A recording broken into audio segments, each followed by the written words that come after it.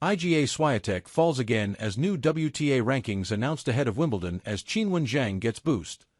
The players on the WTA Tour are now gearing up for Wimbledon, with the Nottingham Open providing a final warm-up chance for some players.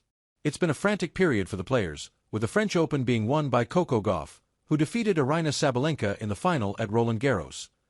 This morning, players are receiving news of the latest update on the world rankings, with the top 4 positions the ones to be had ahead of Wimbledon.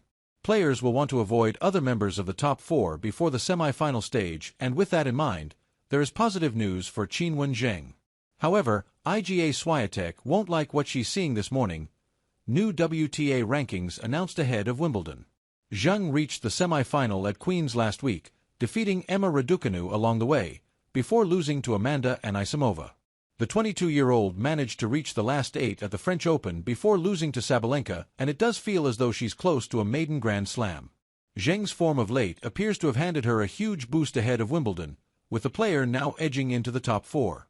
The talented player reached the final of the Australian Open and the WTA Tour Finals last year, but has never gone to the second week at Wimbledon. Iga Swiatek discovers new WTA World Ranking. Swiatek is striving for a bit of consistency, and her semi-final defeat to Sabalenka at the French Open ended her dominant streak of titles at that event.